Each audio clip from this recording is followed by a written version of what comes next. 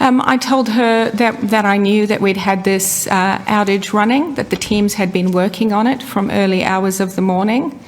I know that my team had contacted her office earlier, so they also had some information. And most importantly, I assured her that we had everybody we needed on point to try and restore the network as quickly as we could. And I would keep her updated throughout the day. Did you tell the Minister that you're aware that people weren't able to call 000? When I spoke to the Minister at that time, we had every reason to believe that the 000 system would work as designed and that all calls would go through on alternative networks. Was that just in relation to mobile devices? Correct. So you would have known at 8:30 that landlines wouldn't have been able to call 000? It's always the case that if a landline is down, you can't call 000. That's known information.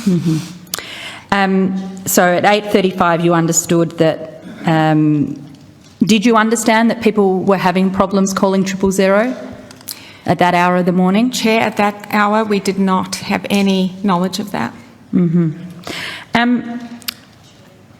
So the outage is reported to have started at 4:05 a.m. What time were the relevant technicians in Optus made aware of it?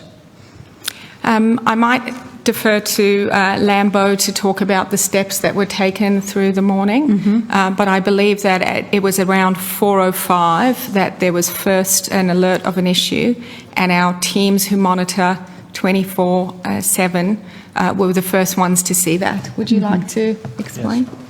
So, Chair, the incident started at 4:05 a.m. The initial line of investigation was to understand why connectivity had been lost in terms of monitoring and management of the network. There was various incident bridges set up, one with the IT team at about 4:15. I think it's 4:15, yes, 4:15, and then there was another ticket raised on the network side by 4:37. We start up a network bridge at 4:45. There were some challenges reaching some of our team because the network was down. However, there was multiple attempts and the people were reached through Teams and also WhatsApp on alternative numbers. So our team was fully engaged and dealing with the problem from about 4:37. And what time was the first technician on site to deal with the outage? First technician on site. I'll have to come back to you in terms of that specific timeline, but I'll just say that we had several people in the room at our NOC centre from 4:52. Chair, it might help if I explain, because a technician on site, we're talking about lots of sites when it comes to the network. Yes. So we have a monitoring centre which is staffed 24/7, and then we have a duty manager who they can alert if there's an issue, and then they assemble what Lambo called as a technical bridge, which is a virtual call that all the different technicians, engineers and field technicians as required can join. That bridge also includes people from communications or representing the frontline teams. So it's not that we were waiting for any technician to arrive somewhere. It's set up so people can join from home or from the monitoring centre or wherever they're meant to be. So there was no need to send people physically to different sites? There was later. Yeah, Chair, there were actually people on call in certain locations. That's our standard operating procedure. So we had technicians available. The initial response, as Kelly has said, is to understand the root, what is the incident, what is the scale of the outage, what exactly has failed, and then look at multiple lines of investigations to restore. So that was really the initial focus of the response to the incident. Yes, but I'm trying to work out when you realised that you needed to physically send people to the centres. When did you realise that you physically needed presence on the ground? At about 6:50, we understood what had triggered the failure across all the routers that were impacted by the outage. We had already mobilized, as I said, there was staff in several of our exchanges. That's a 24/7 operation in terms of people that we have. And then we mobilized additional engineers. We had a total of 46 people on site, restoring, responding, resetting equipment to ensure that we restored service. So from 6:52, we started mobilizing additional staff in locations where we didn't have people on site. So at 6:50, just so that we use, language that people can understand, at 6:50 you sent people physically to these centres. Yes. Is that what you mean when you say mobilise? Yes, that's what I mean, Chair, when I say mobilise. Yes. Okay. So at 6:50 you knew that there was a problem on the ground that would need to be physically dealt with. Is that correct? At that time, Chair, we were still investigating multiple lines of inquiry, and I can ask Lambo to go through all the different, or a number of the different lines of inquiry we were pursuing. So we had people there to try things physically. We were also trying things virtually as we were ascertaining the cause. Would you like to outline some of the hypotheses we tested? Thanks, Kelly. So the initial line of investigation we started with was not being able to authenticate on the network. So all our staff could not reach the devices on the network remotely. We also had reports that some customers were able to access internet services by changing their what is called a domain name server. So that's a system that translates a web page into an IP address, to explain it simply. So some customers, when they changed that, they were able to access the internet. So we also looked at that as a line of investigation. We also ruled out what we call a distributed denial of service, which is a form of a cyber attack where your network gets flooded with malicious data, which is pushed through the network. Can I just interrupt you there? So what time did you decide that you could rule out a cyber attack? We knew it was not a distributed denial of service attack quite early, but we wanted to make sure that there wasn't ongoing traffic being fed into our network. So at about 10:20, we let Kelly and the team know that we're pretty confident it wasn't, because we had understood by then that the routers had reached this limit for another reason. Was that a concern for you as soon as you realised that this wasn't a cyber attack, that this was a problem of Optus's making? Yeah, well, regardless, it's a problem of Optus's making. And but we did really want to understand if it was malicious or cyber and the ongoing threat that could pose. And there were some strange coincidences that made us quite worried about that. For example, when we had the cyber incident was the last time the Singtel board was in town, and they were in town again. So that is a weird coincidence, isn't it? Very strange as a coincidence. And so whilst they'd ruled out the denial of service attack as one technical type of cyber attack, there were other vectors of cyber and malicious activity and a threat intelligence that we were chasing down. And it took the team until 10:20 to be able to confirm that. But it was a very serious concern for us in those hours up until 10:20. So I just want to go back to the beginning of your morning. You woke up, your phone wasn't working. So you knew something was going on. Many Australians did the same thing. Woke up, went to look at their phone wasn't working. But of course, you're the boss of Optus, so you knew something really wasn't working. You get in the car, you try and access data, make an internet call, voice call. Yeah. And that's not working. What kind of backup does Optus have to make sure when your own system goes down, you can still communicate? We do have a process of key people having backup SIMs. And one of the learnings that we're taking from this incident is that while we have that process, the way that we allowed that to happen could have been improved. And what I mean by that is, for example, I had a backup physical SIM, which meant to activate it, I would have had to take action. Some of our people had eSIMs as their backup, and so it switched more automatically. That's clearly a better practice. And so rather than just insisting on a backup SIM, we're now going to be much more emphatic about the manner in which those backup SIMs are implemented. So when you're in the middle of this crisis meeting, I'm just trying to envisage this. You're the second largest communications company in the country, and you couldn't communicate. But some of your people have the ability to switch SIMs. You've got a backup SIM, either an eSIM or a physical SIM. Most Australians don't have that. That's right. Oh, you had insurance for yourselves, but your customers didn't. Do you think that's a problem?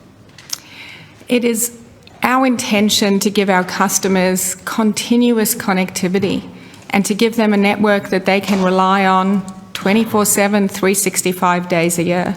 We do everything we can to prevent these types of outages. We have multiple layers of redundancy, both geographical redundancy, physical redundancy, power redundancy. It is highly, highly unusual for all of the different networks which are segregated to be down at the same time.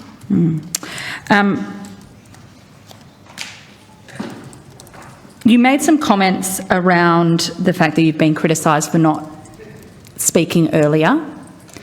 You mentioned that you wanted to make sure your team was okay, dealing with all of those urgent issues that you were confronted with. Did you not think that you could delegate that communication to your customers to somebody else? Thanks, Chair, for the question. I think that's actually a very important question. Communications was delegated to the team. It's actually unusual for a CEO to appear at all during an outage because the public would expect that my focus is on working with the teams to resolve the issue. So our communications team, as per the timeline we've provided you, was giving updates to the media, fielding questions, and the team had the view at the time that this was being covered widely and all our customers knew what we knew, which is that the network was down, we were working on it, and we were very sorry. Now, I appreciate that the team did what they could with the information they had and the channels available. And yes, there's more that we could have done. At what point did you call your legal team? Our legal team is a standing part of our crisis team, so they were in the 7:45 meeting that was called. So at 7:45, the lawyers were in the room? It's one person, our Chief Legal Counsel, who's part of our crisis response team. Was part of that legal advice for Optus not to speak too quickly? I do not believe we got any legal advice in that meeting. That first crisis meeting was very much focused on the actions we could take to restore the network and reassure our customers during the day. Were you given any advice throughout the day as to how to structure the apology and the concerns being raised by customers? Chair, I'm not sure what you mean by advice, but we work together very tightly as a team in a crisis. Were you given advice from your legal team to not admit fault? I was not given such advice. Were you given advice from your legal team that to be careful with what you said in case of compensation? Chair, I was given no advice by my legal team to say or not say anything, and all the interviews I did, I was not on a script. I'm the CEO, I'm accountable. I took that accountability and I said what I believed was right. I might go to some other questions from other colleagues, and we'll keep coming back to these questions. Senator Grogan. Thank you. I might just continue on that line. I'm interested in how you communicated both with the government but also with your customers. And you did just say that people wouldn't expect the CEO to appear, yet you talk about leadership and supporting your customers. I note that the minister was out on radio at 7:30 broadly with no information, just providing reassurance that things were being done. Did you consider providing such reassurance earlier in the day? Thank you, Senator. Our communication strategy is designed to empower our teams to be able to give that assurance on behalf of the company. We have a team, and any crisis management involves utilising that whole team. So whilst I personally hadn't gone out to do that, all our statements, which are in the appendix of our submission, all of them contain an apology and reassure people that we know that there's an outage and we're doing everything we can to restore that outage. But from your full suite of staff, there was no other person that you could send out to provide assurances on a broader series of networks through the radio, TV, etc.? Because I'm concerned that you put a statement out. Obviously, that statement, your customers would not be able to access it, right? Yes. So the statement you provided was to everyone but your customers. Thank you for that question. And the media may well have been able to then reiterate that statement, but having the person from Optus go out, so I guess maybe put it to you this way. Do you have a series of protocols for such a thing, for when a disaster like this happens, where you have no comms with your customers? Do you have a protocol? Yes, we do, Senator, and Can you step us through it? Thank you for the question, because I think it enables me to clarify that leveraging the media to get the message out is part of our protocol and our strategy. So issuing statements to the media from an Optus spokesperson that they can reiterate to reassure customers, that is part of our protocol and the way that we use the media to make sure that our customers know what's going on. So I thank all those media broadcasters in the morning for covering the story. That was part of what gave us reassurance that our customers were getting the message. So that's not incidental or accidental. That is actually part of our communications plan to leverage the media. So, Sorry, Senator Grogan, can I just jump in for a second? But what people were saying was that they weren't hearing from you. They weren't hearing from you. That is what was being reported. That is not reassuring to the community at all. Chair, can I continue? Yes. So step us through exactly, or maybe you have documents that you could table for us around your process, protocol and triggers for informing the government when you have a major issue and for informing your customers when you have a major issue. And if you could maybe give us a headline walk through those and table them, that would be very helpful. Sure, Senator. So our protocol is to inform our customers as quickly as possible. Do you have detail? But I guess I'm interested, does your protocol step out detailed pathways for how you do this, or is it that high level, let's make sure we let people know? No, I assure you it's not that high level. It revolves around this idea of us forming an incident management team. On that incident management team, there would be somebody allocated to customer communications. We have a media phone, which is available 24/7, and that's rotated through members of our comms team so that they're available at all times.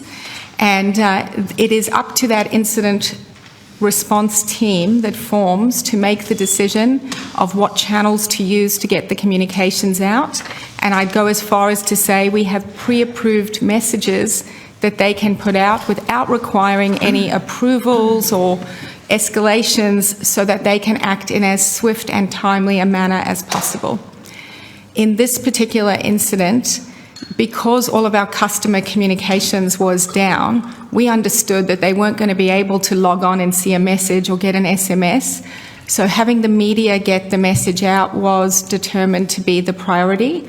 And the person on the media phone between 4:30 and 6:33 a.m. when we issued a media statement more broadly fielded about 20 calls and was cognizant that our information was being broadcast on radio and TV. Excuse me, that's 20 calls from the media? I believe so. Thank you. And then at 6:33 they issued an official statement, and we wanted to keep updating that statement so it was fresh. So every hour and a half, we wanted to issue another update, even if we didn't have more information. And so they followed that process. In terms of notifying the government, one of the things that we've learnt through this incident is that the people who had backup SIMs and alternative communication were who we deemed to be the most essential personnel for resolving an incident, and not enough people in our government relations team. Can I just interrupt you for a moment, because I have to follow that bell. We'll come back to you when you Yes. get back, Senator. That would be nice if I could have some more time. I'm finding a lot of what you're saying very, very fluffy. It would be really nice to have some more specifics, because we could spend 2 hours sitting here, you know, not actually getting the details that we require. Thanks, Senator Grogan. Senator Hughes. Thank you, Chair. And I guess I'll just continue where Senator Grogan is, maybe, because as Senator Hanson-Young said, you know, I certainly was listening to the radio that morning and heard that there was an outage, but it was overwhelmingly on 2GB, which is quite a large listened-to station in the largest state, all saying that they had absolutely no clue as to what was going on, and were making particular reference to the point that there had been no statement from yourself or from Optus that gave them any clarity. But I guess what I found having a look at your submission was one of the first things that went out was a social media post. Didn't that seem a little ironic to you, that you're letting people know there's an outage on social media when they didn't have access to it? As I've said, Senator, our teams did the best they could with the channels that were available to them and the information. And it is frustrating when you're in an outage of that magnitude and you're unable to provide clarity. So I fully appreciate how frustrating it was for all our customers not to know what the issue was or when it would be resolved. But that's not because we were withholding communicating that. We ourselves did not know what the issue was and when it would be restored. But isn't that the problem? I mean, you provide a service to over 10 million people, and not just individuals, government agencies, emergency services, businesses, and all they got for hours was a couple of lines that said, sorry, our service is out, we're working on it. You've got to understand, surely, that just is not good enough. Chair, as I said in my opening statement, our performance to have an outage like this happen was not good enough.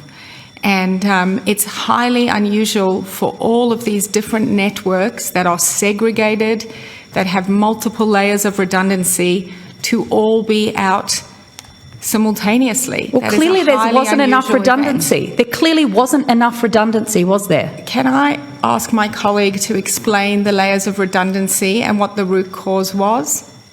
Well, would that help clarify? Well, yes, I do want to go back to Senator Hughes because she was in the middle of questions. Yeah. But I also want to point out that your submission in relation to what the root cause was and naming Singtel has now been disputed by Singtel themselves. So we're not sure who to believe. So it's time that someone got the story straight.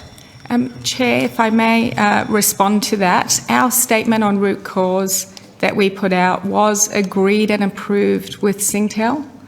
The statement that they put out is not a contradiction, but rather a clarification. As we tried to explain... They needed to clarify a statement that they'd already signed off on. They were trying to clarify the way that that statement was interpreted. As you can appreciate, we're dealing with a very complex technical fault here, and what we had tried to explain was that the root cause of the issue was that our Cisco routers hit a fail-safe mechanism, which meant that each one of them independently shut down. That was triggered, the trigger event that led to that was the upgrade on the Singtel International Peering Network. We had put out the statement, which then got interpreted by various commentators as being that the root cause was the Singtel upgrade. where the trigger was the Singtel upgrade, but the root cause was the routers. So that is what has been attempted to be clarified. For a but I assure you they're consistent. communications company, the communication is pretty lousy. Pretty lousy, both in the time of the crisis and in the aftermath. Senator Hughes. Thank you. Sorry, just to come back to where we were. So how big is Optus's communications team? How many people work in your communications team? I believe in the total team there are 7 people, but I can take that on notice and clarify. And so that's just communications? That's not media? That's not the crisis management team? Oh, no, sorry, that's all of media, communications, PR. Right, yeah, okay. And have you everything. got a media spokesperson? So I'm assuming if Optus is going out to make any random announcement, it's not you all the time. Is there a spokesman or spokeswoman or spokesperson? Yes, there's a few people in that team who can be the Optus spokespeople. Yeah. Didn't any of them think it was a good idea? And I know you've said you didn't know anything, but sort of crisis management 101 is being seen to be on the front foot. And to even say, you know what, we don't know what is actually going on at the moment, but we are doing our best to find out. That just seemed to be a complete void. So why was, and I appreciate you were, and it is a very technical issue, and obviously trying to talk to your own teams, doing things before it was you. I still think if I was your crisis communications manager, I would have had you on the phone to Ben Fordham. I would have had you on the phone to the other main radio stations so they could at least share with their networks and get grabs out there. Might have been a better look to be out there before the minister was. Yeah, but, why did not, if someone from your team had the phone overnight and knew at 6 o'clock in the morning and was fielding these media calls, why didn't they put out some form of comment or statement that we are working through what's happening and we will be in touch during, as we know more? Senator, I really appreciate the question, and I'd love for people to have the chance to look at the appendix to our submission. I have. I've gone through it. What you'll see is that the spokespeople in the communications team felt that they were doing that. Not only did they issue the statements on social media and our statement, they were talking to many journalists and media influencers and representing exactly what you just said. But it wasn't being reported that way. It wasn't being reported that way. People were actually saying they hadn't spoken to Optus. They hadn't heard from Optus itself. I wish I could explain why that's the case and why people choose to report in a certain way. Yeah. I can only tell you that our team was on the phones talking to as many people as they could, reiterating that we were working on it and doing everything we could to restore services. And that was all the information that they had at the time, as frustrating as that was. I just want to come to one point. The thing that I think a lot of people were upset by was, obviously there was the 000 access and people's personal phones not being available, but the businesses that were impacted, their ability to take payments, to operate. We know it is a cost of living crisis at the moment. Businesses are doing it really, really tough. And yet some businesses lost fundamentally a day of trade. And, if you think of some of those cafes, that their busiest periods through the morning, so you might have been up by 2 p.m, but they're done by then. Everyone going to buy their morning coffee, very few people have cash anymore. And I noticed there was an article in The Australian that said during a private briefing that you said, obviously it's devastating for some businesses that they weren't able to do what they normally do. Many businesses have contingency plans in place and they were still able to move forward. That's a very case-by-case scenario. Now, when I read that, my first thought was, well, you're a big company. What was your contingency plan? And obviously we're here talking about that now. I'm not a technical person. I'm happy to say I didn't even know there was a thing called an eSIM, and he'll vouch for that. But, if you are committed to customers, and then this applies to all telcos, if you're committed to ensuring businesses can have a contingency plan on their communications, on their ability to participate in commerce, is this part of the process when you have account managers talking to customers that are business customers saying, you know what, things do go wrong. They've gone wrong for other networks as well. What we would suggest to you is that your business have a backup eSIM so that you can still operate? I mean, is that even crossed anyone's mind, that perhaps offering that layer of protection to business customers? Thank you, Senator. Yes, we do have those conversations, and many of our customers do have backups, particularly larger customers who we work with to structure, and if they have other essential services, we do try and give them the levels of redundancy that they might need in a situation like this. And it's clearly something that we want to work with all of our small business customers on as well. And that's why we're encouraging all small businesses who were affected, which we're very sorry for, to reach out to us individually so that we can not only understand their specific circumstances, but also set them up so that they are more resilient in the future. Not that we're planning for anything like this to ever happen again.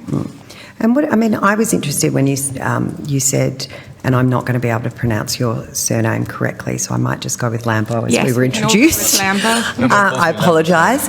But I noted you said that people were able to change their IP address or something in their phone, in their settings, so that they could then access If you knew. data. If you knew. Or what was that? What was that? Because these seem to me things that people might have been helpful to know. That would have been information that that wasn't true. Oh, was it? See, Senator, that's how technical. I'll maybe just explain. It is for the average consumer, it's a very difficult thing to understand. So I wouldn't recommend it as a solution. Right. Okay. I was just explaining there was a line of investigation, and one of the first things we looked at, because we got some feedback that that's the way they got around the connectivity issue, and we thought that by restoring that service, we would be able to then reconnect all our customers. Yeah. But it turned out not to be the case. Not to be the root cause. So there was no way around the outage by changing settings. Okay, all right, that's okay, because I thought you said that there was a way to do that. There was just a limited amount of customers who could, if they'd done that, could have restored. Very limited. Right, okay then. I might leave it there, Chair, and then if we come back, We will come back, but we're going to go back to Senator Grogan because she got interrupted because of the vote. Thank you. I think I might just put other questions I do have on the communications piece on notice to see if we get a tighter response. But maybe I could just take you to the processes that you may have in place for network outages. Obviously, this was comprehensive. Are your plans more tailored to a particular sort of section of the network going down? Senator, our plans have to cater for a very wide range of possible network outages across different networks, geographies, localised, whether they're at the core or the periphery.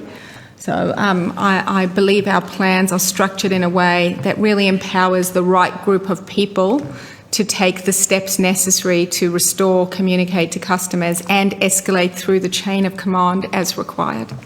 And do you have a plan in place for a full outage like you had the other day?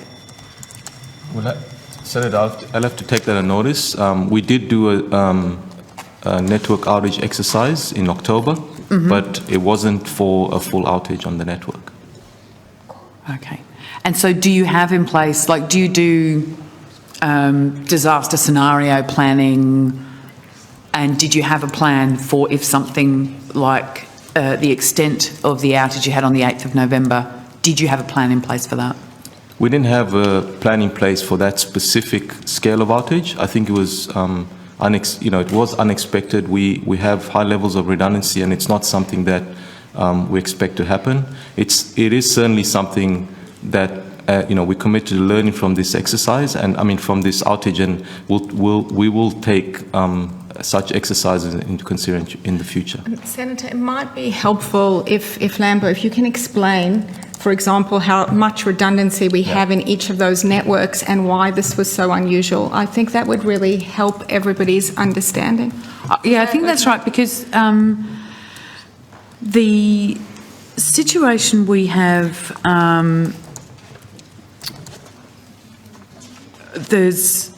in your submission, you talk a lot about the inherent risk that there is for an outage in Yeah. your line of work, which is, fair enough. But you talk a lot about resilience Yeah. and hardening measures, multiple layers of redundancy, multiple layers of protection. Why did none of this work? Yeah. So I might start, Senator, and as Kelly has suggested, that I explain what redundancy we have in place. So we have multiple layers of redundancy in the network. If we look at how we connect the services to our customers, we have multiple what we call exchanges or sites across the country, and so we segregate different parts of the network according to that. So at any time, if one exchange is isolated, we only impact a certain amount of customers if the whole exchange is lost. The second layer of redundancy, and within that exchange, we have multiple layers of redundancy in terms of connectivity. So we would have multiple routers, at least 2 routers connecting each of the services that we connect. So, for example, if it's a fixed service for our consumer broadband customers or for the mobile voice network or mobile data, we'll have at least 2 routers providing connectivity to each of these services. And then what we do as well for mobile voice data and fixed voice is we provide geographical redundancy so that traffic can switch seamlessly across the country. So again, to another exchange where we have multiple layers of redundancy. All our intercity fibre between our major cities, we have at least 3 different routes of connectivity, and we have multiple other layers of redundancy. The specific reason why we had this major outage was, as Kelly said and we've explained, there was almost 90 routers across the country that were impacted by the single issue that we had, where a preset safety limit on these routers was reached or exceeded. And what then happened is they all shut down and effectively disconnected all these layers of redundancy and effectively created the outage that we had.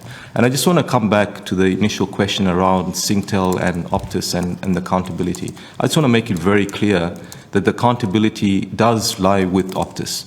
The outage was as a result of our defenses for the change in routing information not working as it should have.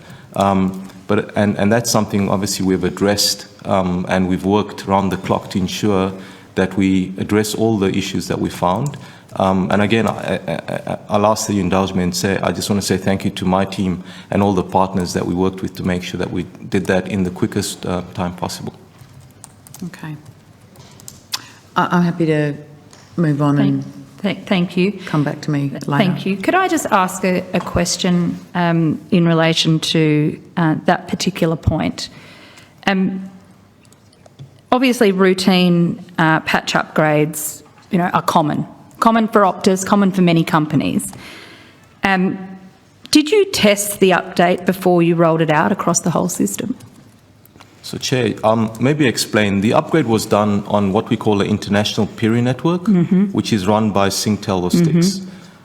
These upgrades are done, I wouldn't say they're done frequently or they're routine, but they are done. And our network should have been able to deal with the change. But do you routine, when you allow these types of upgrades to happen, is there a test? Sorry, Chair, if I may. This is an upgrade that's done by a partner, Yes. not by us. We get notified, but we have no ability to influence or test that. Our network has to be designed to cope with the redirection or the diversion away from where the upgrade is to an alternative link. It's actually one of those backup and redundancy options. When one of those links was being upgraded and was therefore not available, what was coming through that link needed to be diverted through another link, which happened to be configured differently, and then propagated through our network in a way that triggered these fail-safes in each of the different routers. So you don't necessarily have full control of your core routers at a time like this, is what you're saying? No, Senator, Chair, I just want to clarify. We connect to multiple international networks. That's the way that our customers can reach all the different points on the internet, especially where they have to reach an international destination. So all of these networks work autonomously, but they connect in a standard and defined way using what we call internet protocol. And in this case, what happened, those upgrades are done by all our partners We should have in place the defence mechanisms to ensure that any change on their network does not impact our network. But you didn't have that?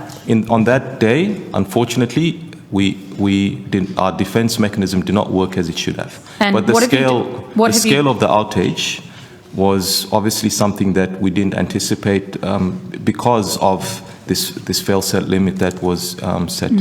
I want to ask, I've got some other questions in relation to the routers and that system, and we may need to put them on notice so we can get clear answers. But I want to come to the issue in relation to customers not being able to contact 000. We've already heard before that when the Minister was spoken to at 8:30, you were unaware that Optus customers were not able to contact 000. Just want to make sure we're correct about that, because that was in evidence that was given earlier this morning. Yes, Chair, we were not aware that any Optus customer was not able to call 000. We had full faith that the 000 system would be working at that time. I just want to make sure there was something inherent in your question where you said no Optus customers. At no time was it no Optus customers who could. The experience varied depending on which device people were calling from when we learnt of the issue later in the day. So Optus customers were not able to access 000, and you didn't... That's what I was trying to correct, Okay. Chair. Most Optus customers were able to access 000. How many Optus customers weren't able Yes. to access 000? So there were 228 000 calls that were unable to go through, and we have done welfare checks on all of those 228 calls, and thankfully everybody is okay. And when did you do the welfare checks? We started doing the welfare checks after our connectivity resumed. So under the Telecommunications Emergency Services Determination ruling, you are required to do a welfare check on people who tried to call during the large network outage. So you're saying you've done that for 228 people? I believe I can triple check the number and get back to you, but I believe it was 228. And did you tell the emergency call services and other providers that you knew that customers were not able to get access to 000? Who did you inform? Thank you for the question, Chair, because we absolutely believe that the 000 system should have worked, and it's critical for all Australians that that system can be relied upon. We don't manage the 000 system. It's a very complex system that involves all the carriers, it involves the device manufacturers, and it involves the 000 operators. Why couldn't people access the 000? We're still investigating that, and we're really happy that the ACMA have called an investigation into why this did not work. So you don't, at this point, you still don't know why Optus customers were not able to call 000? We've done some investigations into that, but we can't investigate that ourselves because of the complex interrelationships. And so we are really grateful that the ACMA has called an inquiry into this. We're going to work with them. We had a whole stream of work that was going on as soon as we became aware that some Optus customers weren't getting through. We were trying to solve that simultaneously to the outage. We weren't able to at the time. And we do want that investigation to happen expeditiously, and we're cooperating with that fully. Do you think there should be a penalty because of that? I mean, it's a pretty serious breach of the emergency services protocol. So, Chair, I think it's too early to tell where the issue actually occurred. The 000 system... So you think it's somebody else's fault? No, the 000 system is supposed to be able to pick up the traffic when we have an outage like this. So it is very important. It's very important. Correct. And if someone else has an outage, we should be picking up some of the calls. That's how the system should work. So we But surely it's Optus. I mean, you're not suggesting it's somebody else's fault. We're absolutely accountable for the outage. So shouldn't there then be a penalty on Optus for failing to provide critical service to 000? Chair, as I've tried to explain, We don't run the 000 system. We participate in the 000 system.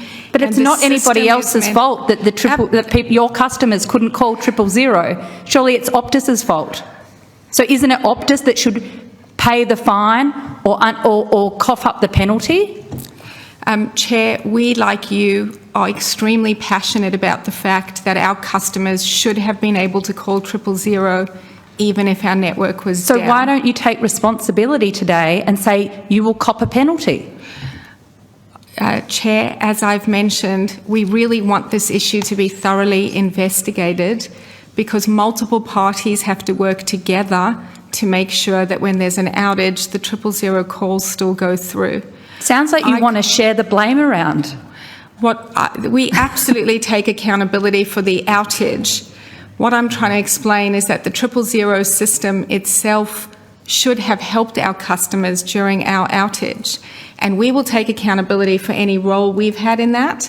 But there are also probably changes that need to be made in other parts of that system, potentially with different devices, because that was the determinant of whether you could or could not complete the call, the device settings, and possibly with the way that the system works. So we are committed to investigating that thoroughly, and we really do want to get to the bottom of it, not just for us, but for any time that there's an outage. I think you should just, I think this is going to wear thin. I think you're just going to have to cough up, accept responsibility, apologise and cop a penalty, surely.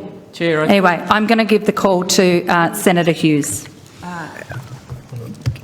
I've just got one question. I might then just pass to Senator Cadell, but I just wanted to come back, Lambo, to something that you just mentioned when we were talking about having backup plans and that businesses are prepared for that.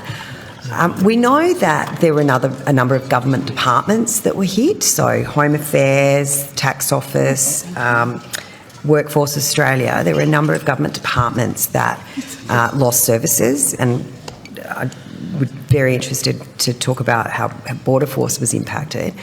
None of them appeared to have a backup plan because they weren't up and running. They didn't go to an eSIM or whatever they could have gone to as a contingency. How does that work? Why is the government not they haven't in place a backup contingency plan should some pretty significant departments experience this kind of outage? Senator, if you don't mind, I'd like to take that question on notice because for each customer that we deal with, we offer bespoke solutions that are designed for their needs, and some of our corporate networks were actually up and running and were not affected by this outage. And so I do not have information at hand for each specific customer as to what was and wasn't working and what their backup plans were. Was there any communication between Optus and the Minister for Home Affairs or her office, because she's responsible for Border Force? They have a pretty important role to play in keeping Australians safe, yet they did not have coverage on that Wednesday. And I'm particularly interested if there was any communication between Optus and the Department of Home Affairs or the Minister's office. Yes, Senator, I can confidently say that there was communication with her office. Our account managers were in communication with all of our customers that day, our corporate and government customers, to make sure they were being kept abreast of everything that we knew.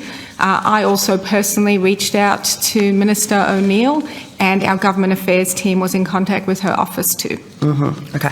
I might pass to Senator Cadell because I know he's got some questions and he can use that block. You just mentioned in that some of the corporate setup. My understanding of the network, you have Evolve Internet being the corporate base, and then you have the cellular network and the consumer mobile all linked to the network core. Is that the correct structure for what you've got?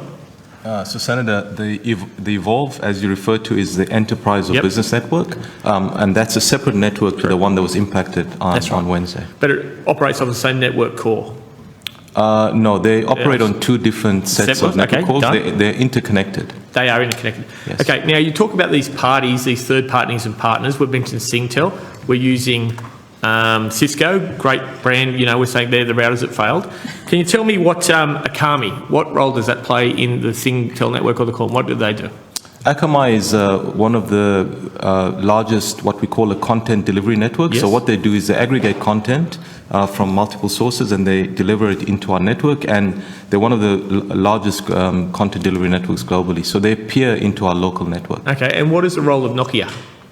Nokia provides multiple services for us. So they are equipment provider on our radio network and also our IP and transport network. They also provide us with managed services for our network. Okay, did Nokia have any role in the software upgrade as part of the Singtel spine? No, Nokia was not involved. As far as I know, Nokia was not involved, and I don't expect that they were involved. Okay, was the problem around a prefix filter that meant that your Cisco routers overloaded? The defense on our connectivity to the STIX network, yes, there was an issue with the prefix filter. So the prefix filter was what overloaded the 90 Cisco routers, that it was grabbing data from all the world and grabbing traffic from... There was a filter that, Yeah. as I said, the defense mechanism that we should have had in place was exactly that, the filter that we should have had in place. But again, that even if that failed, we didn't expect such a large-scale outage because, for us to lose 90 routers in one outage is not something that we contemplate. I understand that, but over the prefix filter. So what role did Nokia play in trying to get these going?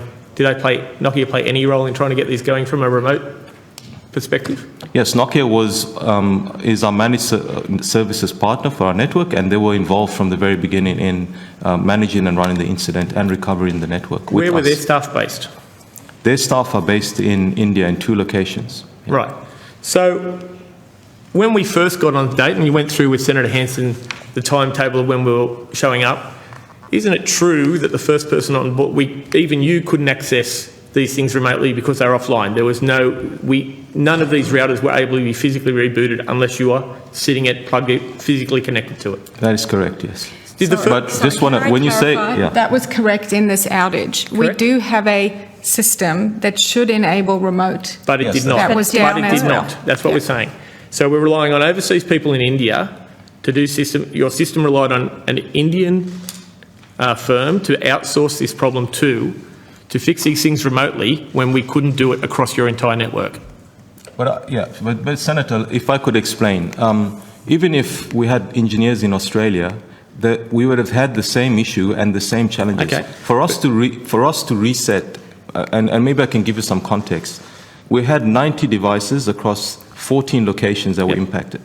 We had to reboot, in addition to some of those 90, about half of the 90, we had to reboot another 50 other network elements to restore connectivity. I understand that. So there was a total of 100 devices across 14 locations that we had to reboot and restore connectivity When to. you saw it, the first ticket was issued at, I think, 420 something, I think, or 405, you said.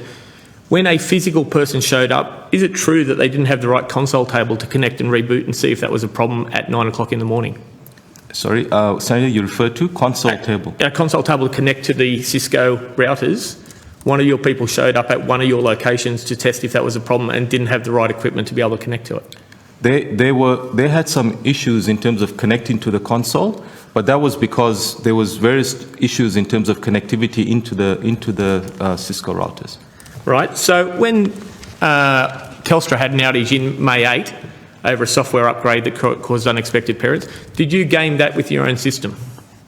See what could happen to you if you were exposed after Telstra's problem in early May? We understood, we asked our partners who provide equipment to Telstra what happened, and they were obviously not willing to share details, but we have investigated that and put in place measures to ensure that we didn't have the same issue. Okay.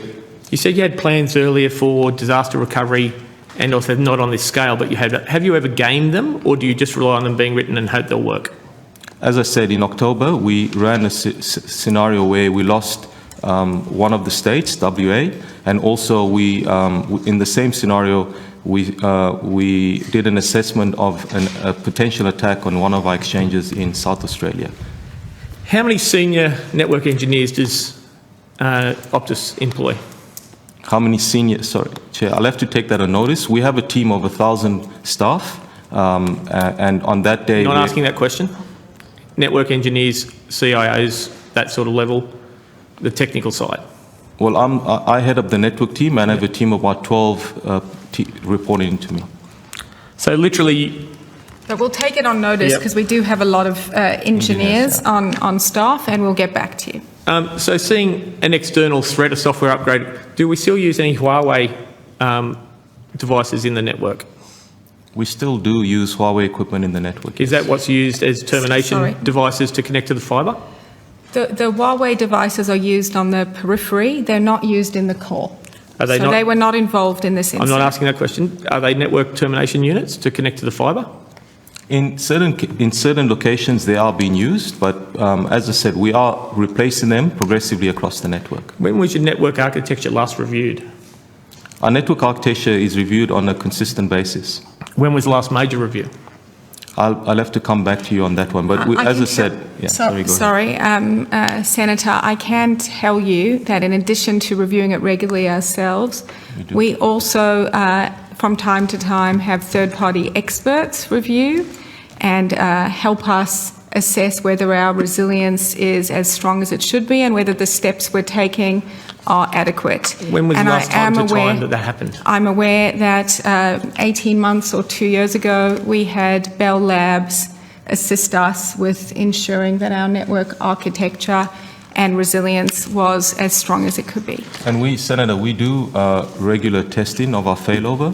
So we do that when we do software upgrades or we isolate nodes to do work on them. And we identified an over 42 tests that we do on a regular basis to test the resilience and redundancy of the network. Are Singtel as an owner overly demanding on dividends or capital returns to them?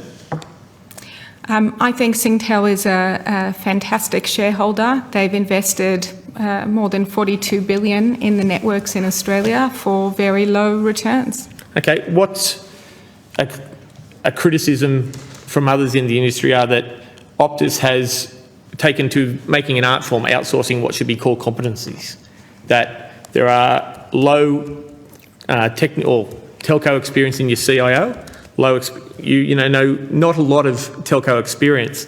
So what confidence can we have that, we're using Cisco systems, we're using external sources, we've got a Singtel router. What systems do we have security and control of your network in any way, shape or form? Senator, I really appreciate the question because I think it's very important to say that we do outsource a number of components of our network management to global leading companies. And it is something that I do think we should look at as whether we have the right level of outsourcing and insourcing. And it is something that has been on the minds of the team that we've already been thinking about. So that is something we will look at further. I can tell you that our networks team is highly experienced. There are a number of engineers who've been network engineers for many, many years. They're a very hard-working team. They are absolutely devastated about what happened, and they go above and beyond to try and keep the network operating all the time. So we do have a lot of experienced people. We take our responsibility to keep the network up and running incredibly seriously. It's in everybody's interests, our customers, our own, our shareholders, the communities, and we do everything we can to avoid a situation like this. And we're very apologetic that it happened, but I don't think it should cause people to doubt just how much effort, attention, resourcing and financial commitment we have to resilience. As the CEO, are you not aware of low morale of the tech team because they feel that it was dumbing down of the internal abilities of the company in the IT sector, in the network sector? Do you think that there was a general panic or disillusionment that when this happened that they weren't able to respond to it on the ground? I can maybe Kelly talk to this. Go for it. Well, just to be clear, Senator Cadell did ask the CEO the question about staff morale. I think it's important for her to answer that question. Yep, I'm very happy to answer that question because we don't just wonder about staff morale, but we also do staff engagement surveys. And we actually got our results of the most recent staff engagement survey about 3 weeks ago. And the engagement of our teams was the highest it's ever been for Optus at 77%. And Lambo, what was it in networks? My team's engagement score was 80%. It was the third highest in the organisation. Yes. So we do believe that the morale of the teams is strong and improving. When you talk about the openness and the willingness to go forward, will you commit to releasing the Deloitte report in the cyber attack, or will you be appealing the court's decision on that? Thank you for the question. As you can appreciate, the Deloitte report contains a forensic investigation into our cyber defences and is highly sensitive in its material. We are conscious that that attack is still the subject of an ongoing federal criminal investigation, and that the contents could be so sensitive that they expose us to national security concerns. So the team will be looking at whether they appeal that decision. Thank you. Senator Roberts. Thank you, Chair, and thank you, Mrs Rosmarin and Mr Kanagaratnam, for being here today. First question I have has to do with your stakeholders. You've got stakeholders in terms of your employees, your shareholders, your customers, the government. Anyone else? Your service providers? Yes, and the community at large. Community. And you've got a responsibility for communication. And what I see is that your main priority was identifying the cause and being a leader for your people. Is that correct? My main priority was... Early in the incident. My immediate priority early on in the incident was to make sure that all the resources of Optus were adequately focused on the jobs they needed to do to restore services as quickly as possible, take care of customers, and keep everybody apprised of as much information as we had. Right, and so you delegated the responsibility for initial communications prior to finding out what the cause was and how long you'd be out to your media people. That is correct. And you got it out, communications to the media at 6:33. Yes, Correct? that's correct. Okay, thank you. That was the official statement where we proactively sent it out to media, yes. So you're focused on root causes, focused on leadership of your team, and left the media to someone else because that was the right priority. At that point in the morning, that is what we felt was best for the team, yes. Thank you. That's what appeared to me to be the case. Secondly, what responsibilities does Optus have to the Minister and to ACMA? We obviously have a responsibility to work together with the Minister, with our regulators, to make sure that the Australian public has great connectivity, that we fully comply with all the expectations of the public, and that we have a strong competitive sector where our customers benefit from choice, innovation and a range of services. So once you identify the causes of this outage and you do a review of your response, will that be given to the Minister, communicated to her? The Communications Minister has already announced that they'll be doing a full and thorough review into the incident, and we are intending to fully cooperate with that and give them all the information that they request. Okay. Being so few providers in the telco space, I imagine that you'll work fairly closely with ACMA and the Minister. Is that correct? Okay. That is correct. Okay. Now, I'm also very concerned about the levels of government intrusion across our country. And I'm not talking about the Albanese Labor government specifically. I'm talking about governance in this country seems to intrude a lot. Did government or governance affect you at all? Did the national governance affect you at all in terms of the cause, the recovery, the future? Do you have any concerns about the intrusion of government? Senator, on the contrary, I thought our conversations with government were very important. Government was there to help and support. As was mentioned earlier, Minister Rowland was on TV early speaking to customers. Those were all very helpful. And there was no area where I could say that I felt that we were in any way impeded from doing the right thing and getting on with the job. Thank you. Speaking outside of this outage, is there any legislation that is needed for you to do a better job, or any legislation that is currently impeding you and needs to be removed?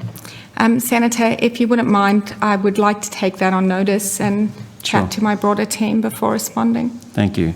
You mentioned, Mr Kanagaratnam, the attacks. I think it was you who mentioned it. How often do you get cyber attacks? And what size? Chair, sorry. The cyber attacks are ongoing threat and challenge, and we have to continuously defend against them. I don't have specific information in terms of the number that we have, but it's an ongoing threat and issue that we have to deal with and defend against all the time. Senator, our cyber security actually reports into our Chief Information Officer, Mark Potter, not into Lambo, but I know we have millions of cyber attacks every year that we defend against. So thousands a day? I could get back to you with the exact please. numbers. Okay. Also interested in, you mentioned, Mr Kanagaratnam, the service that Nokia provides from India. I'm also just recently been made aware of apparently a fact that communication through the internet from the east coast of Australia to Western Australia is via China or via the United States, and same with the communication from Western Australia back to the east coast is via those two countries, with the predominance being through China. Is that correct? No, Chair. Senator, that's not correct. We have both terrestrial, as in fibre that traverses the land, and also submarine cable connectivity, which we own and operate on our own to connect the east coast and west coast of Australia. So they're connected entirely on our continent? That's right. Okay, thank you. And to answer your question in terms of Nokia being offshore, they have a combination of resources offshore and also locally, and we supplement that with our own team. So 100% of our engineering, network deployment or rollout, and field teams are in-house or run by our team, and about 25% of our operations insurance team is also onshore and run by Optus. Are there any services that rely on overseas, apart from your service in Nokia? Are there any connections that require overseas routes? There would be to our offshore call centres, to some of the IT support teams as well globally. This is practice that most companies, not just telcos, run in terms of how they run their operations. Are there any market power or market pressure concerns that you have, Ms. Rosemary? And do they impact on your company? Thanks, Senator. So clearly we're a small industry with a dominant incumbent provider and only two other providers who are much smaller. So there definitely are some conversations that we have on a continuous basis to make sure that the market is competitive, dynamic and fair. So so you have conversations with the Minister? We do have conversations with the Minister, on of that course. topic? Yes. Thank you. Coming to compensation to customers who lost money, I understand you've offered customers $100 data, but it must be used by the 30th of December. Is that really going to be significant to them? Thanks for asking for clarification on that, Senator. For our postpaid customers, we've given them 200 gigabits of data to use over the holiday period. I believe that's for a few months, but they have to have activated it by December, but depending when they activate it, they will get it for a couple of months. The idea being that they have access to that data over the holiday season when people do tend to use and consume more data. For our prepaid customers, what we've done is give them unlimited data on weekends through to the end of the year. And for our fixed customers, we've given them a free speed upgrade on their NBN to the end of the year. And then we've invited anyone who has unique circumstances and wants us to look into those individually to contact us. Thank you. What about compensation for people who couldn't settle, for example, a house purchase? Because I understand a lot of settlement is done electronically now, and a lot of services in general are done electronically.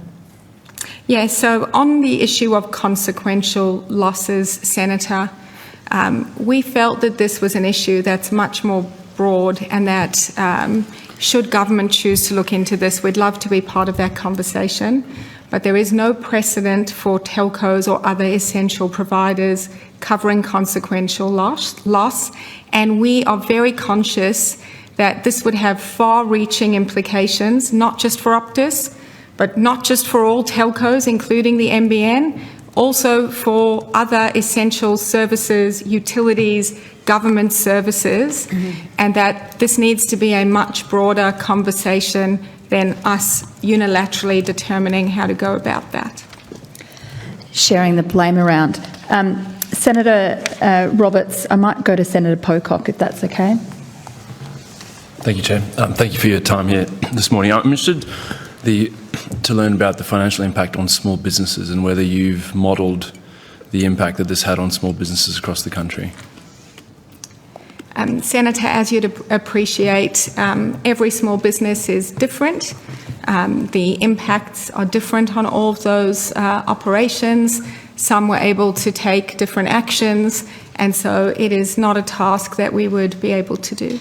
What have you tried to do to gauge the lost income or the impact this had on small businesses? At the moment, what we've done is ask for each of those businesses who have concerns to reach out to us, and then we'll speak to them, understand what has occurred, and also make sure that we can help them be set up in the future. How do you contact those small businesses to do Some that? of our customers have account managers, and we also have a dedicated business line. Okay. How many small businesses have contacted Optus seeking compensation for income loss during the outage? I actually do have that, but it's on my phone. If you can give me a second to look. Let's hope it's working. I'm confident that it is working. Seems a bit slow. Yeah, no, chin up I think through the that's door. me. We do have the fastest 5G. So far we've had... When it's up. Which is most of the time. We've had 8,500 customers and small businesses reach out. So far, they've been discussing with us around $430,000 in compensation, and we've already applied $36,000. So 430,000 across the board cumulatively, and you've paid out 30,000? So far, I don't have any details into how, the veracity of those claims and what's happening. Sure. That's the information I have. What's the process to verify the veracity of claims and then pay out the remaining $430,000? Well, I don't want to make any commitments on how much we're going to pay, Senator. What I am committed to, and what our teams are committed to, is to have a process to individually engage with each customer on their unique circumstances, to evaluate what's the right thing to do for that customer, and to work with those customers to help ensure that they're set up well into the future. Have you established a dedicated small business team or call centre to be able to deal with this, or are they just going through the usual avenues? We have a dedicated business centre for our customers to call into, and so that is the team who is managing this as well. Mm-hmm. And how many? Do you know how many small businesses were impacted by the outage in terms of payments? I'll take that on notice and get back to you, because some of the payments were working, actually. It's only about 50%, as I understand, of payment terminals that weren't working or didn't have the right backup. So that, just maybe if I can add, if the payment terminals were only reliant on the Optus mobile network, they would have been down. But otherwise, if they had the ability to have either alternative connectivity or to switch to another mobile provider, then I think they would have remained operational. Okay, maybe just from what I understand. Notice the number. And then I'm just interested in terms of these sort of outages, if you have any insurance or how it works, like what do you see your liability as a company when companies, like small businesses, are relying on you to be able to do business and they're compromised? Senator, that liability is the same as any provider of essential services, utilities, government services. Our contracts are designed in a way that we are clear that we're providing our coverage on a best endeavours basis, and we recognise that outages can occur. We work very hard to make sure that they don't, but they are provided on a best endeavours basis. Okay, and on that, if best endeavours is in the contract, why have you paid out compensation to small businesses then? I mean, I don't like to use the word compensation, because what we're doing is assessing the specific scenario of that customer and trying to do the right thing by that customer who we want to have a long-term relationship with us. Okay, and just finally, just to confirm that you have paid out cash and not just sort of in-kind services. I can double-check that for Well, you. I think that's an important point to clarify, because you've given us the figure of $36,000 paid so far.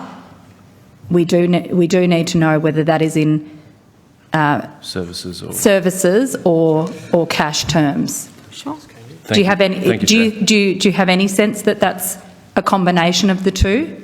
I don't have any information right now, but I'm happy to take that on notice. Thank you. Yes, and Senator Grogan has a follow-up to that. With the conversations you're having with small business, if the offer you make to them is not acceptable to them, what recourse do they have? Our customers have recourse to the telco industry ombudsman, and we have had a meeting with the ombudsman, and we will work closely with them to make sure we have a process to deal with that in a timely and efficient manner with them. Have you had any that have been unhappy with the offer so far? I don't know. Okay. And thanks, Senator Grogan. And just to clarify, you've said there's been claims of up to $430,000 so far, claims for compensation or complaints, requests for compensation. I just want to clarify that figure. Yes, that's what I've been given by my team, and whether they're discussions, claims, complaints, I can't be more specific, I'm afraid. But you don't like the word compensation?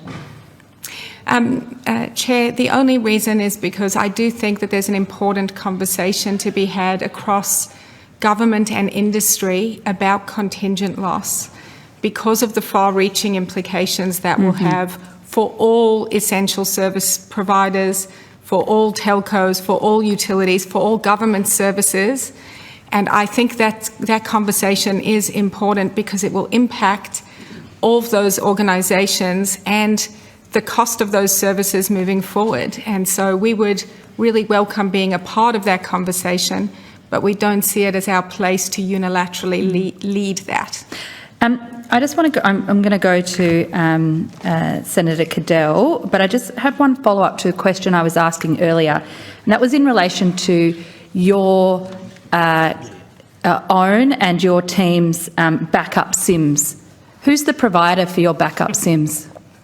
Well, I now have all three. I used to have Vodafone, but I have Telstra now too. I have a backup SIM from Vodafone.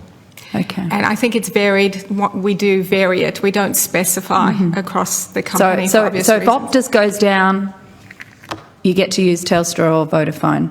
Yeah, but you've got to pay for it. But you, Yes. Yes. It'd be good if the public could just easily swap, couldn't it? Domestic roaming.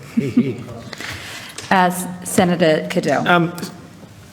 Kelly, you earlier stated that you had Bell Networks do a review of architecture 18 to 2 years ago. We've heard from Lambo that Nokia are a big part, massive contractor in your network. Who owns Bell Networks? But I can answer that, Kelly. Yeah. So Bell Labs are part of Nokia globally. Yeah, correct. So they're marking their own homework. You're getting Bell Labs to mark their own network infrastructure, their own services to you.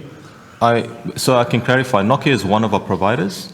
But a significant one, you said what they do, and they do They the are outsourcing. one of our providers. And so are Ericsson, and so are Cisco, I understand and so all are that. several others. So, and they are a very proficient and experienced and professional provider of this service. They They weren't able to help on this. Sorry? They couldn't fix this, could they?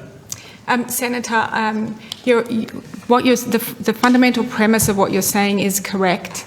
That even though we'd done very detailed reviews into our architecture, our processes, our risks to make sure we could be as resilient as possible, we did not have an articulated clear risk that each one of our 90 routers would independently shut itself down at the same time using a fail-safe on those Cisco routers that our team was not aware of. So that specific risk that caused this outage was not identified in any of our reviews. Thank you, Chair. Senator Henderson, have you got some questions? I have. Thank you very much, Chair.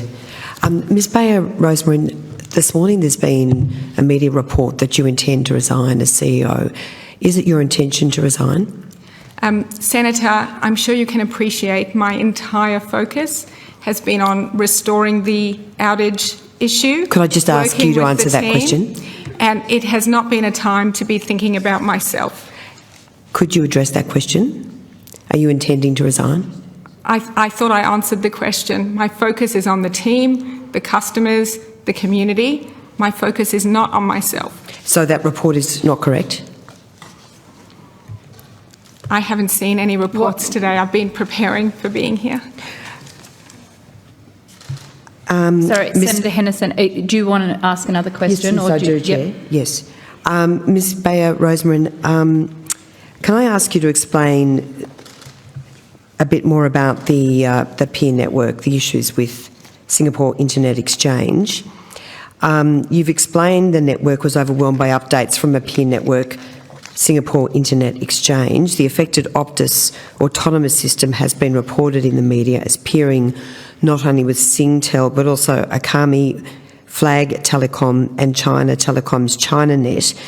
Could one of those other peer networks, such as ChinaNet, automatically update and perhaps adversely affect the Optus network as Singtel's network has done? Do you want to? So one of the after the outage, and one of the recovery steps we did was to understand, and forensically work with our partners to understand what the trigger and the root causes were. And we have applied the necessary protection to ensure that none of our peering partners could create a situation where a repeat of the outage could happen again. And why are you certain that that's the case? Because we have applied the necessary protection, we have worked with our partners to verify, validate, and we have worked through a series of workshops. Our team has worked around the clock to make sure that all the different scenarios and requirements have been worked through and put in place. Ms Kelly Bayer-Rosemarin, the outage was caused by the actions of an overseas-based network, as we know. You've referred to, in general terms, with some communications with the Minister for Home Affairs. Can you detail those communications? Has the Minister for Home Affairs been in touch to understand exactly how this occurred? And prior to the outage occurring, had the government taken any steps to seek to ensure that Optus was not vulnerable to an international provider bringing down the network? Yeah. Thanks for the question, Senator. So firstly, just to be completely clear, we are accountable at Optus for the network that we operate. Lambo has full autonomy in making decisions about how that network operates, and I'm accountable as the CEO of the company. So whilst the trigger event happened in an international peering network, which all telecommunications companies peer with other networks, it was our responsibility to make sure that nothing that happens in one of those peering networks has an impact like this. Could I just ask you to address the question, though? The question is, had the government taken any steps to seek to ensure that Optus was not vulnerable to an international provider bringing down the network? So we work very closely with the government and our regulators whenever we're introducing network elements or other working with others to make sure that the government is comfortable with who we're dealing with and how we're dealing with them. Early last Wednesday, did you try to call the Minister for Communications, or did the Minister try to call you, and what time was that? I called the Minister for Communications at 8:32 a.m, although my team had been in touch with her office prior to that. What time had your team been in touch? I believe it was just before 8. And who from your team? I believe that was Andrew Sheridan, but I'll take it on notice to confirm that that's who it was. And what was the nature of your discussions with the Minister? We had a reasonably brief conversation. It was very constructive. I explained what we knew at the time, which was unfortunately not much, and expressed our commitment to resolving the issue. The Minister offered her full support as needed, and we agreed that I would keep her updated during the day. So the Minister went on radio, I think at 7:30, and gave assurances.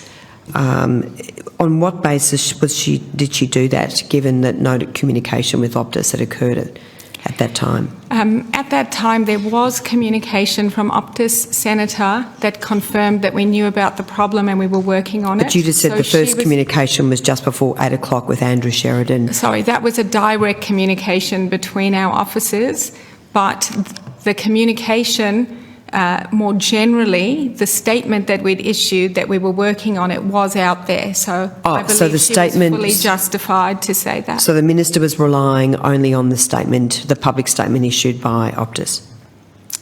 I think that would be a question for the minister. Did the minister explain what action, if any, the government was taking to help bring this crisis to an end?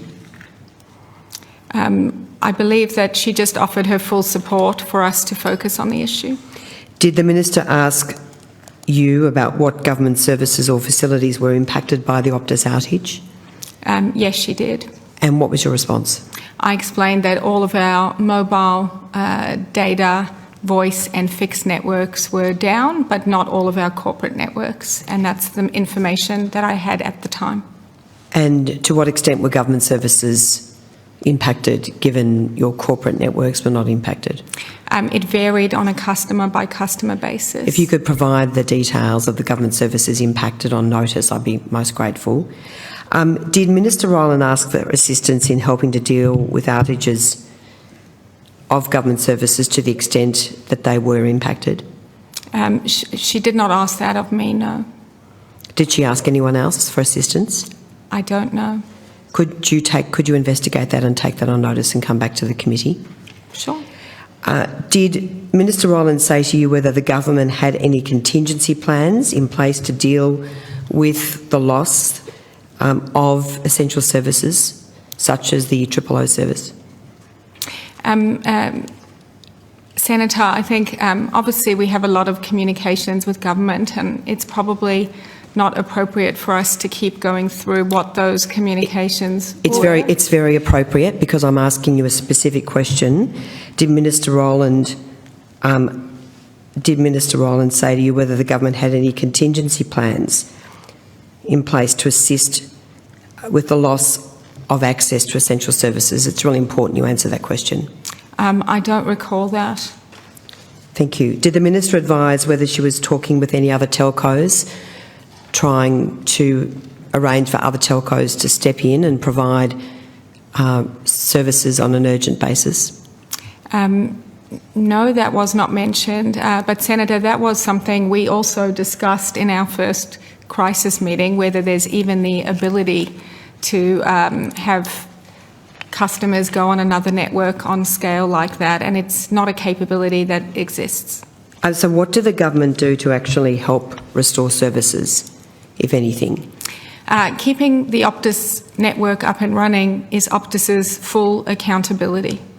Are you aware of any substantive action taken by the Minister for Communications with respect to how the government assisted Optus with the outage, or to solve the outage? The government did announce an immediate inquiry into what had happened, and that inquiry is broad and will cover other telecommunications networks as well, and we think that's very constructive and helpful and intend to cooperate with that fully.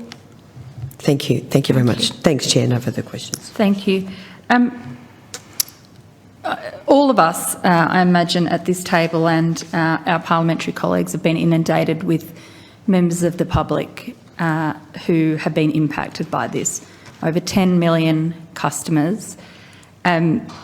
We've covered the serious elements of people not being able to access 000, and that is very serious. We know that there is individuals who have lost income because they weren't able to do their job throughout the day, or have their own customers pay for services. I've had members of the public reach out and say that they weren't able to be in communication with family in the middle of brain cancer surgery, that people weren't able to access childcare services because childcare centres wouldn't take people's children if there was no way of contacting them. trains went out, school, my own daughter's school wasn't able to be contacted via the telephone because they use the Optus network. And do you really think that $1.60 is enough compensation Chair, for all of this? We completely agree with you. We understand how essential our services are to our customers, and we are very sorry for the outage, and we know that there is nothing we can do or say that gives people back the time that they lost and some of the things that occurred on that day. And that's why we tried to do something meaningful for our customers. We agree with you that just refunding people for the day between $1 and $2 was not going to cut it, and that's why we went further to offer those data offers to our customers. Have you been surprised at the frustration that your customers have expressed at that data offer? And I haven't heard anyone who said, "Oh, great, thanks, Optus." So, Chair, we have a lot of customers, and I have heard a wide range of responses. There are customers who have written to me to say, thank you for the extra data. So there are a wide range of responses, but we do completely understand the frustration, and it's in everybody's interest that we keep the networks up and running, and we are doing what we can to show our customers that we care, that we apologise, that we appreciate their patience and their loyalty. The thing they want most from us is for this to not happen again and for us to keep the networks up and running. And what guarantees will you give today that this won't happen again?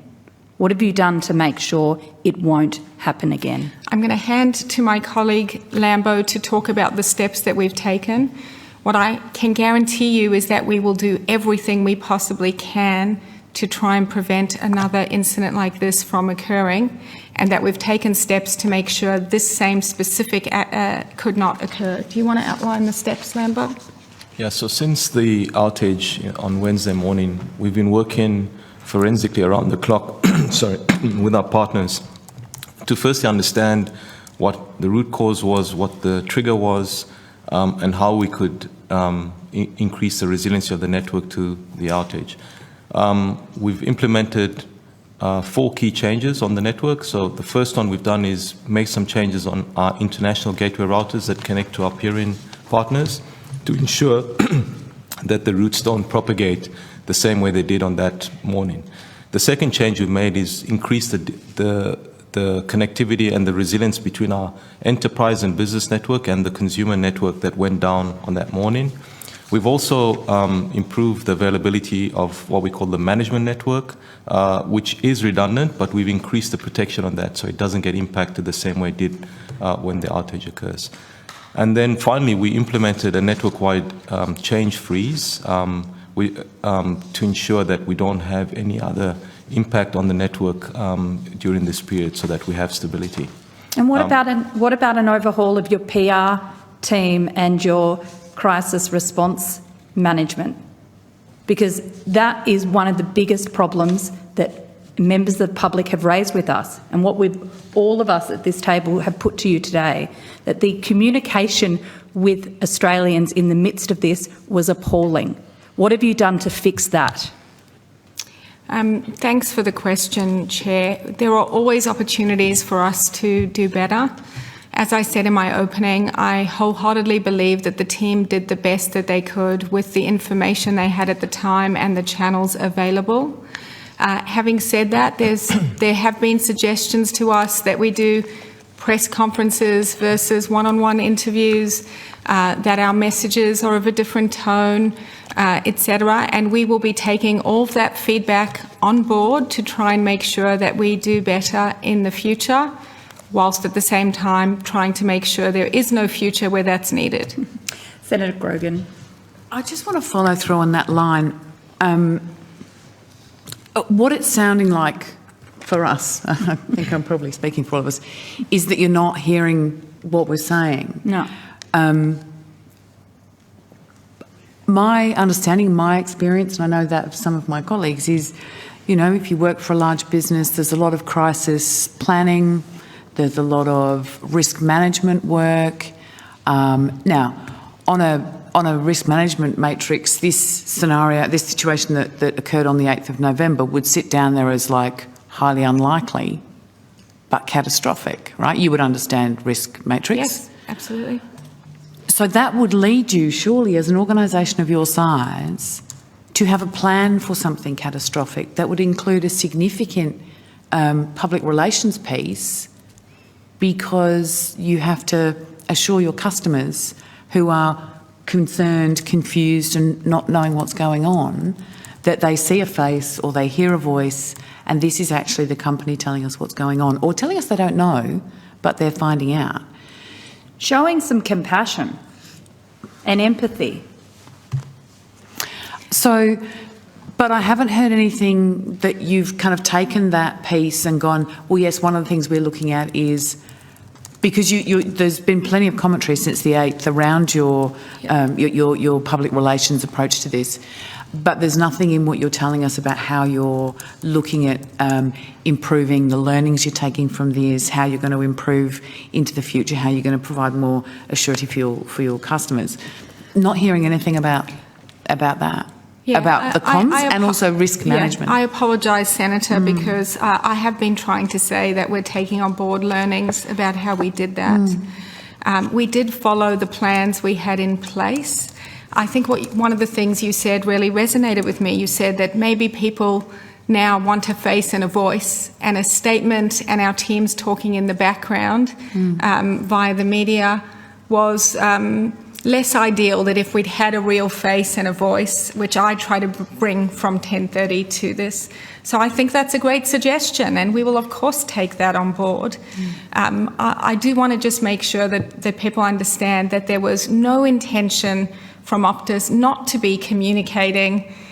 We felt our messages were out there for the customers, and the customers did know there was an outage. They did know we were working on it. And as frustrated as everybody is that we didn't have more information to give, which is what people really wanted, what was the problem and when would it be fixed, I can't tell you how frustrating that was on our side as well. We wish we had something more to communicate in those early hours. So we are absolutely open to taking all the learnings and suggestions, and I appreciate your constructive suggestions, which will feed into our learnings moving forward. So this does take me back to the management of risk, because obviously your company, there's a lot of customers who would be weighing up what they do next. That always happens.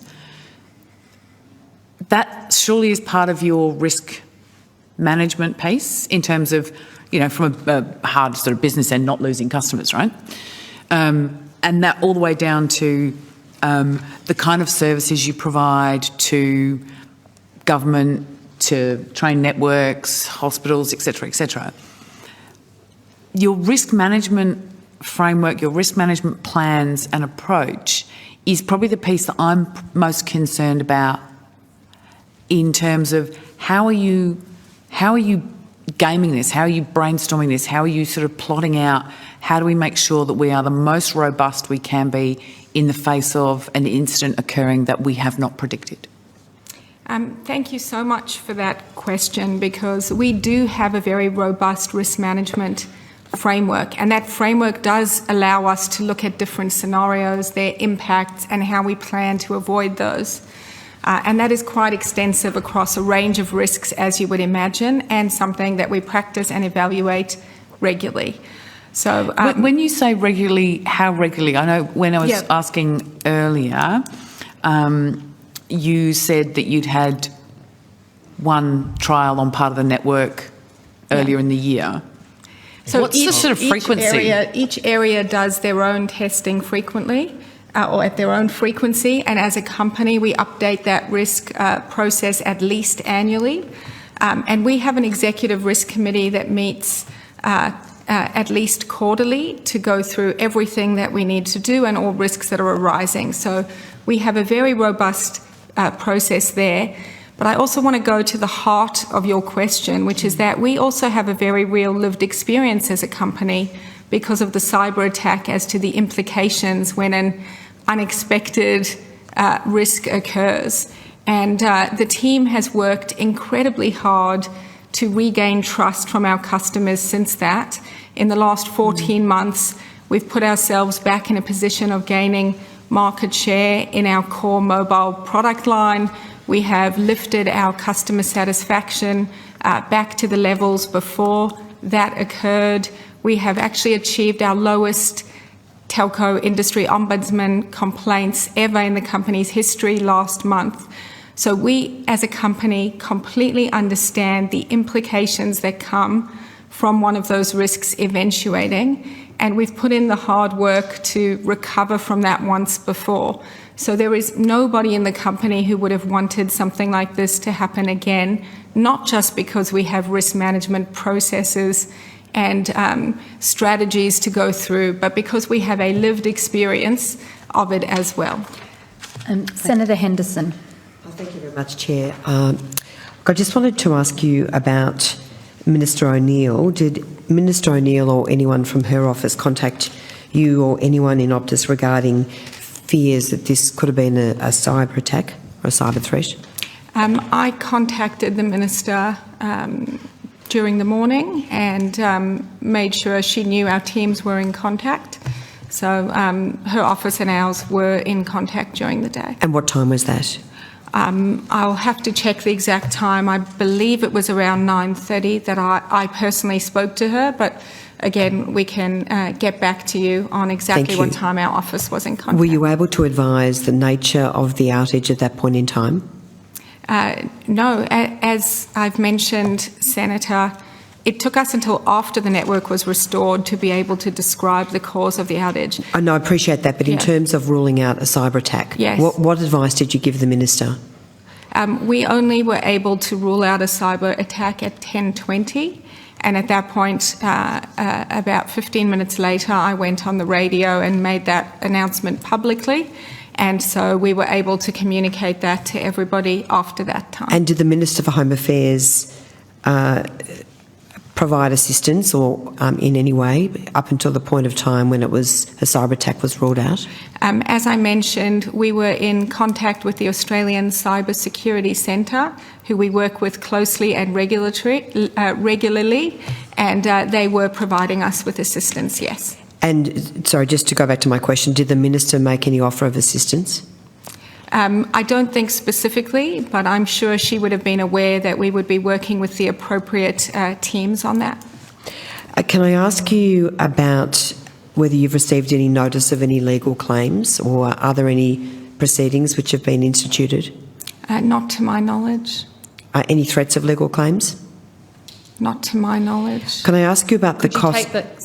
Could you take those on notice? Yes, I could take those on notice and ask our legal team. Yeah. Could I ask you about your PR and strategy advice you've received in relation to managing the fallout of the outage?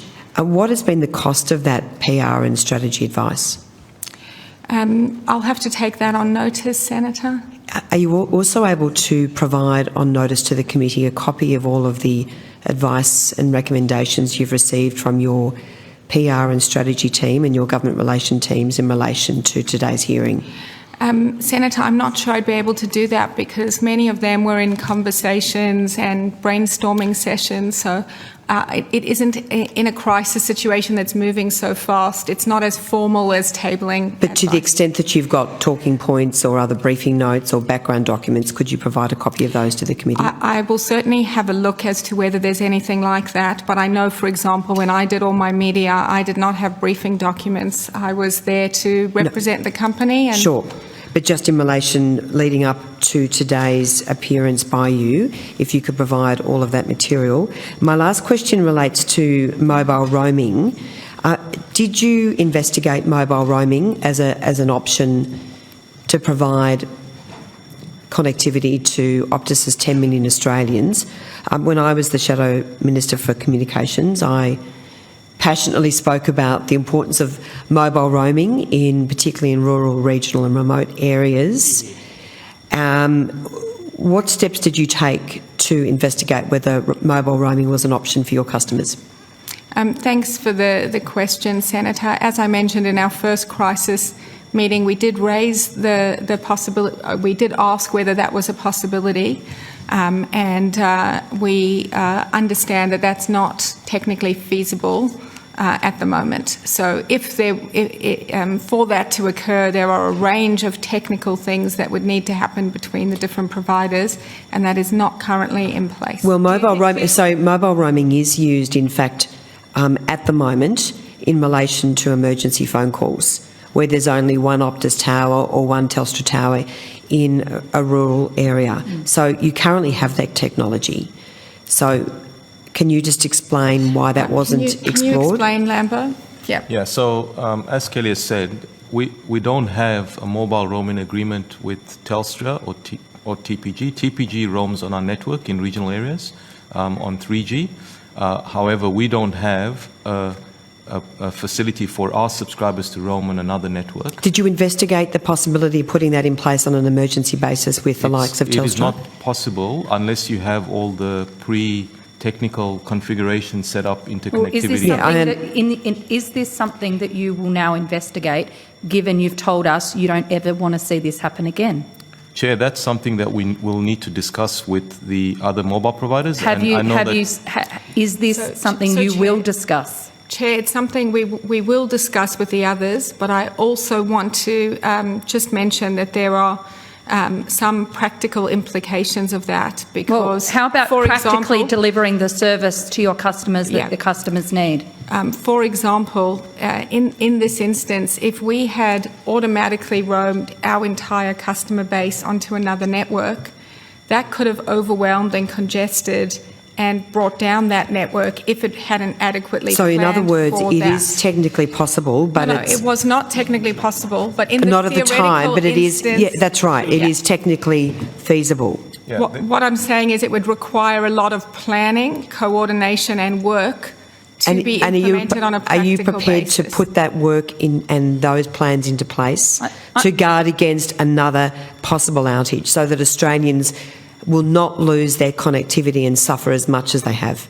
What I can say, Senator, is we will definitely take away the suggestion and work through it with the other providers. I must say, I'm flabbergasted. We asked you previously, what will you do to make sure this doesn't happen again? And this wasn't even one of the options you listed. Is it because you don't want your customers being able to roam on a competitor's network? Is this about protecting your own profits ahead of the interests of the customer? I don't understand why this wouldn't already be on your list of things to investigate. So I think Senator Henderson is absolutely correct. So, Senator, two things. Firstly, we don't see profits and customers as opposed in any way. We only make a profit if we have happy customers, and more customers choose us and more customers choose to stay with us. So for us to be profitable, we want to do the right thing for customers.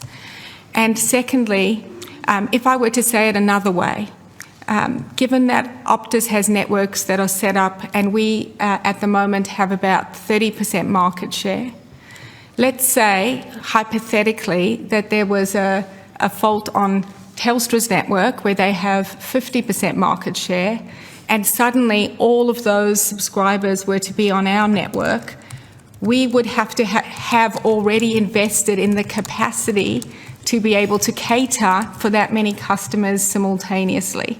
So there are a lot of considerations if we go down this path about investment, capacity, and how that all works to make sure that you don't inadvertently, if one goes down, bring down another network by overwhelming it with scale. I suggest you get on with talking to your competitors and making sure the Australian people are actually looked after and can access a service that is essential.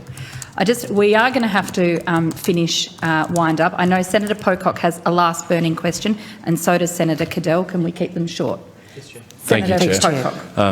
Thanks again for your time.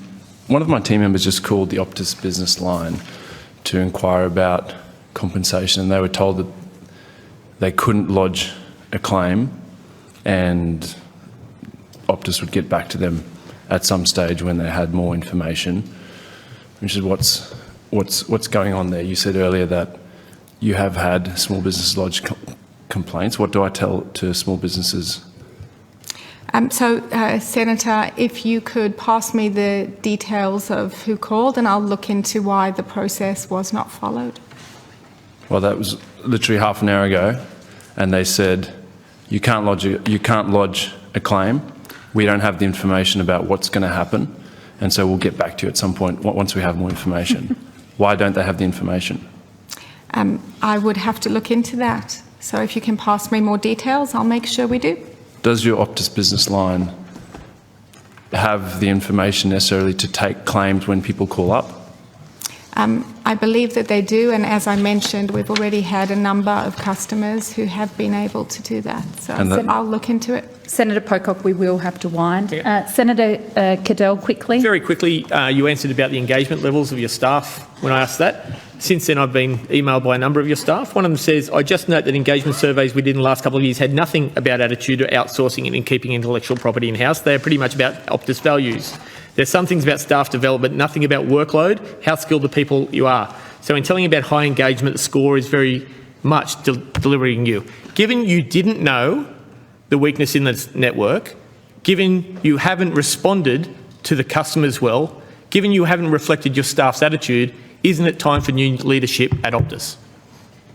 Well, thank you, Senator. I will take that on board. Thank you. Thank you. We are going to have to end today's hearing. I do thank you both for making yourselves available today at such short notice. I know this only happened a week ago, but it was important to make sure that the Australian people and the millions impacted were able to see and hear directly from you what is going on and what you're going to do about it.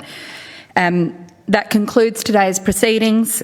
We obviously will be continuing our inquiries with other stakeholders. There's questions we've asked you on notice, and we look forward to receiving them. We've set down Friday the 24th of November as the response date for those questions. Thank you both. Thanks to the Secretariat and to Hansard and my fellow senators on the committee. We close. Thank you. Thank you so much for the opportunity to be here. Thank you.